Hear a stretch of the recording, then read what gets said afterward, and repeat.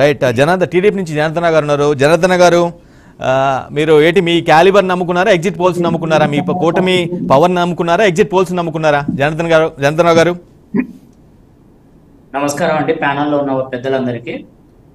ఇక్కడ ముఖ్యంగా చూస్తే ఎగ్జిట్ పోల్స్ అనే వాటిని కనుక చూస్తే కొన్నిసార్లు కొన్ని సంస్థల యొక్క ఎగ్జిట్ పోల్స్ ఫెయిల్ అయిన సందర్భాలు ఉన్నాయి, కొన్నిసార్లు సక్సెస్ అయిన సందర్భాలు ఉన్నాయి. ఎగ్జిట్ పోల్స్ అనేటివి పడ్డ ఓట్లనేవి మార్చవు, కొంచెం అంచనా వేస్తే ఏ విధంగా పడ్డాయని అంచనా వేస్తాయి తప్పితే ఆల్రెడీ నిక్షిప్తమైన ఓట్లనేవి మార్చవు. ఇంకొక 15 గంటల్లో లేదా 20 గంటల్లో ఆల్రెడీ ఫలితం తేలుతుంది. ఫలితం తేలి ఎవరి భవిష్యత్తు ఏంటి, ప్రజలు ఏ తీర్పు ఇవ్వబోతున్నారు, ప్రజల నిర్ణయం ఏంటి, ప్రజలు ఎవరికి మద్దతుగా నిలబడుతున్నారు అన్న విషయం తేటతెల్లమవుతుంది. కాబట్టి ఇవాళ ఎవరినో నెట్టాల్సిన, ఎవరి మీదనో నెట్టాల్సిన అవసరం లేదు, ఏ సంస్థల మీదనో నెట్టాల్సిన అవసరం లేదు. రెండవది, ఎంతసేపు బీజేపీతో అంటగాగా, మేము బీజేపీతో అంటగాగలేదు, బీజేపీతో పొత్తులో ఉన్నాం, భాగస్వాములుగా ఉన్నాం.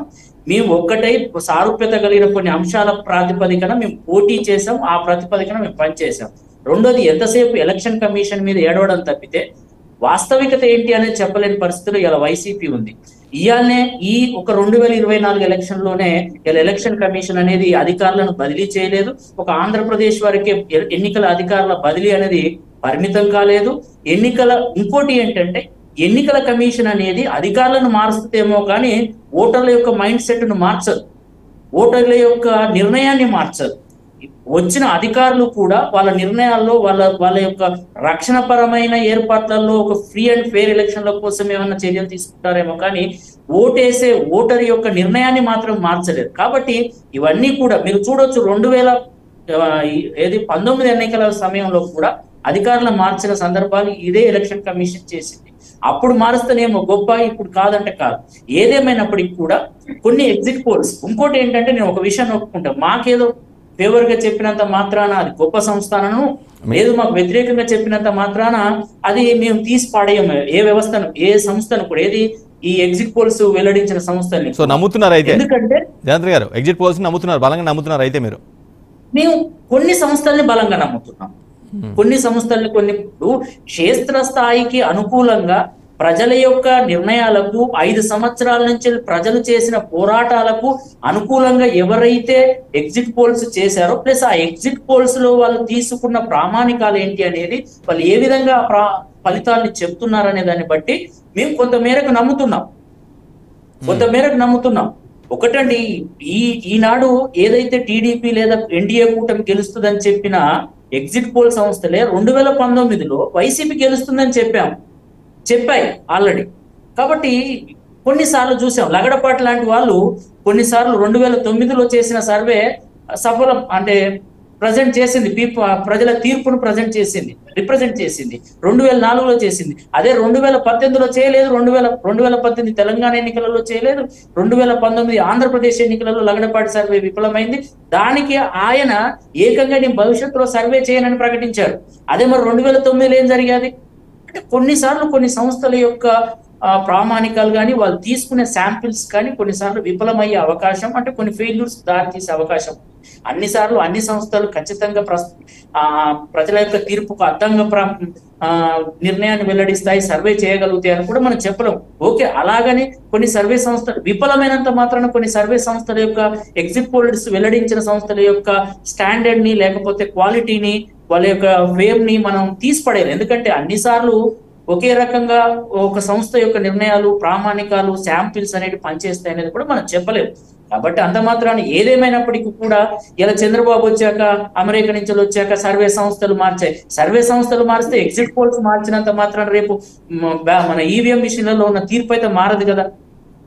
మొత్తానికైతే చంద్రబాబు మార్చాడు కదా ఈవీఎంలలో ఉన్న తీర్పునైతే, ప్రజల యొక్క తీర్పునైతే ఎంతసేపు ప్రచారంలో చెప్పిందే తప్పితే దాని ప్రకారమే ప్రచారంలో లేదా పార్టీలు వెల్లడించిన, పార్టీలు చూపెట్టిన మేనిఫెస్టోనో, లేకపోతే గత ట్రాక్ రికార్డునో, ఈ వైసీపీ యొక్క 5 సంవత్సరాల ట్రాక్ రికార్డునో దీన్ని బేస్ చేసుకుని ప్రజలు ఎవరికి ఓటేయాలి, ఎవరికి మద్దతు నిలబడాలి, ఎవరిని ఇంటికి పంపించాలి, ఎవరికి రాజకీయ సన్యాసాన్ని ఇవ్వాలనేది నిర్ణయించుకున్నారు. ఆల్రెడీ దాని ప్రకారం అయిపోయింది. అది ఈవీఎంలో భద్రంగా ఉంది, సీలేసి. అలాంటప్పుడు దానిపైన ఇంకేదో ఆరోపణలు చేయడం అనేది అది ఆడలేక పందిరి కూర్చు అన్నట్టే ఉంటుంది తప్పితే పెద్దగా ఏముండదు. కాబట్టి ఇప్పటికైనా పోనీ, రేపు 10-15 గంటలు అయితే ఒక్కటి, మనం ప్రజల తీర్పును ప్రజల యొక్క నిర్ణయాన్ని స్వాగతించడానికి మనం సిద్ధంగా ఉన్నామా లేదా? ఓకే, ఇలా నేను ఇంకోటి ఏంటంటే వైసీపీ వాళ్ళ ఆత్మవిశ్వాసాన్ని మేము కించపరచట్లేదు, లేదు అది కొట్టిపడేయట్లేదు. జనార్దన్ గారు రేపు ఇస్తారు ప్రజల తీర్పు మధ్యాహ్నం కల్లా మొత్తం ట్రెండ్స్ వచ్చేసి క్లారిటీ వచ్చేస్తుంది. సో మీకు ఒకవేళ మీరు తలకిందులుగా మీకు అనుకున్న దానికి తలకిందులుగా ఒకవేళ తీర్పు వస్తే దాన్ని స్వాగతిస్తారా? స్వాగతించే ధైర్యం గట్స్ ఉన్నాయా? ఒకటండి, ప్రజల నిర్ణయమే శిరోధార్యం. ఇప్పుడు స్వాగతించకేం చేస్తాం?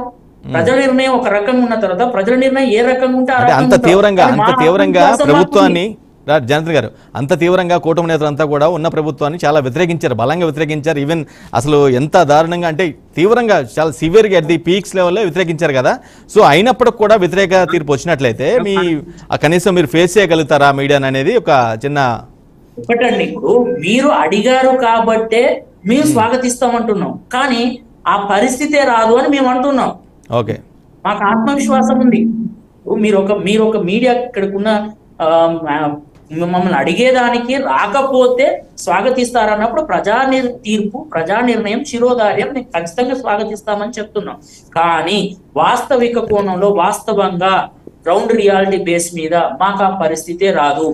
జనరల్ గా ఈ ప్రశ్న ఎందుకు అడిగానంటే జనార్దన్ గారు జనరల్ గా ఒక పార్టీ ఓన్ గా సింగిల్ గా కంటెస్ట్ చేసి ఓడిపోతే ఆ బాధ వేరుగుంటది. బట్ 3 పార్టీలు అక్యుములేటెడ్ గా పోటీ చేసి కూడా ఓడిపోతే అది కొంచెం దాని సివియారిటీ కొంచెం ఎక్కువ ఉంటుంది అనేది నా ఒపీనియన్. ఆ ఛాన్సే లేదని మేము అంటున్నాం.